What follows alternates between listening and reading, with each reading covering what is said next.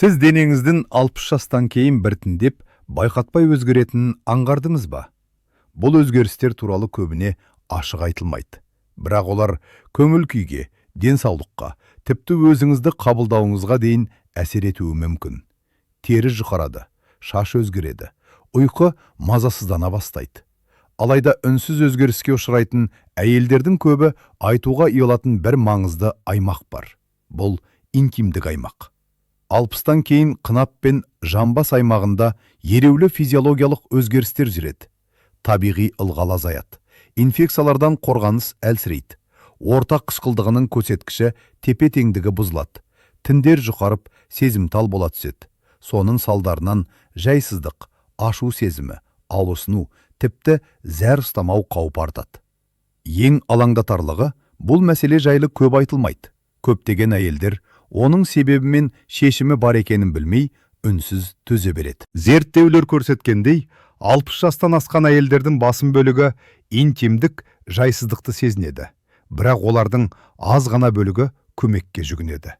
Бұған ақпараттың жетіспеуі, ұялу, немесе жасқа байланысты қалыпты нәрсе деген жансақ пікір себеп болады.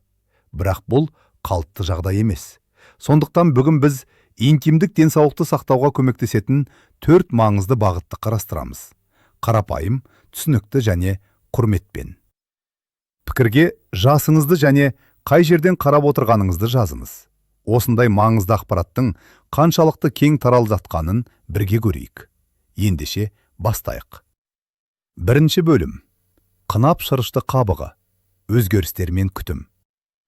Жас ұлғайған сайын әйел ағзасында түрлі өзгерістер жүреді. Соның ішінде жиі назардан тыс қалатыны қынаптың шырышты қабығы.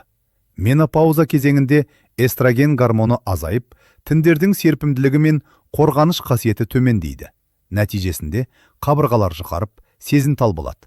Табиғи ылғал азаяды. Микрофлора теңгерімі бұзылады.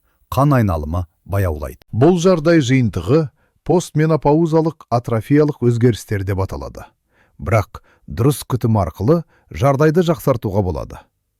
Пайдалы қадамдар. Табиғи майлар мен ылғалдандыру. Тазартылған өсімдік майлары, мысалы кокос немесе итмұрын майы, сыртқы аймаққа жұқа қабатпен қолданылса, керіні жұмсартып, қорғаныш қабатын қалыптастыруға көмектеседі. Қан айналымын белсендіру. Жеңіл қозғалыс, күнделікті серуен немесе жамбас бұлшықеттеріне арналған жаттығулар тіндердің қоректенуін жақсартады. Фитоэстрогендерге бай тамақтану. Соя өнімдері, бұршақ тұқымдастар, кейбір өсімдік өнімдері гормондық тепе-теңдікті жұмсақ қолдай алады. Тұрақты әрі ұқыпты күтім. Интимдік аймақтың жай-күйін айтарлықтай жақсарталады. Интимдік аймақтың өзіндік табиғи қышқылдық деңгейі, оның алғашқы қорғаныс шебі.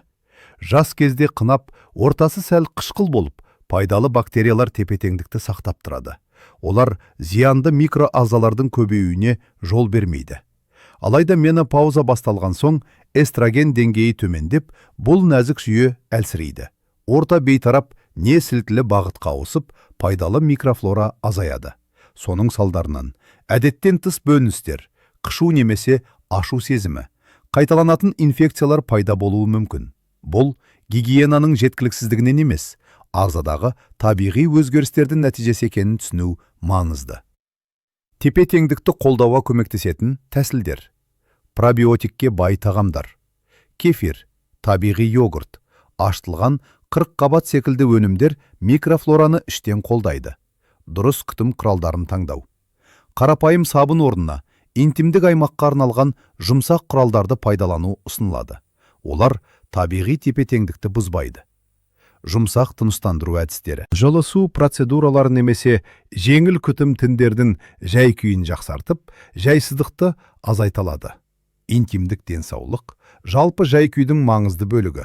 Оған назар аудару сенімділік пен жайлылықты арттырады. Үшінші бөлік.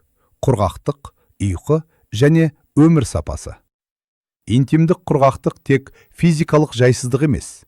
Ол ұйқының бұзылуына, көңіл-күйдің төмендеуіне, өмірге қызығушылықтың азаюына әсер етуі мүмкін. Себебі гормондық өзгерістер көптеген жүйелермен байланысты. бақытымызға қарай табиғи қолдау тәсілдері бар. Омега 3 және Е дәрумені. Тұқымдар мен өсімдік майларындағы пайдалы май қышқылдары тіндердің серпімділігі мен ылғалын қолдайды. Стресті азайту мен тынығу. Демалыс, тыныш жаттығулары, табиғатта серуендеу гормондық тепе-теңдікке оң әсер етеді. Жұмсақ күтім. Табиғи майлар мен сыртқы күтім жайлылықты арттырып, сезімталдықты азайталады. Өзіңізге қамқорлық жасау, бұл тек күтім емес, өзімізді құрметтеу белгісі. Көп жағдайда әйелдер зиян тигізуді ойламай-ақ, күнделікті гигиена кезінде интимдік аймаққа артық әсер етіп жатады. Ақпараттың жетіспеуі табиғи қорғанысты әлсіретіп, жайсыздыққа әкелуі мүмкін. Жиі кездесетін қателіктер. Қарапайым немесе бактерияға қарсы сабынды пайдалану. Мұндай құралдар табиғи ортаны бұзып, теріні құрғатып жібереді. Қатты үйкеу немесе дөрекі тазалау. Сезімтал тіндерге күш түсіру, микро жарақаттар мен тітіркенуді туғызуы мүмкін. Ішкі шаю, спринцевание. Қынап өзін-өзі тазалайтын жүйеге ие. Артық араласу пайдалы бактерияларды жойып, тепе-теңдікті бұзады. Хош иісті құралдарды шамадан тыс қолдану. Иіс бергіштері бар майлықтар немесе косметика тітіркену туғызуы ықтимал. Ұсынылатын әдеттер. Жұмсақ, арнайы құралдарды тек сыртқы аймаққа пайдалану.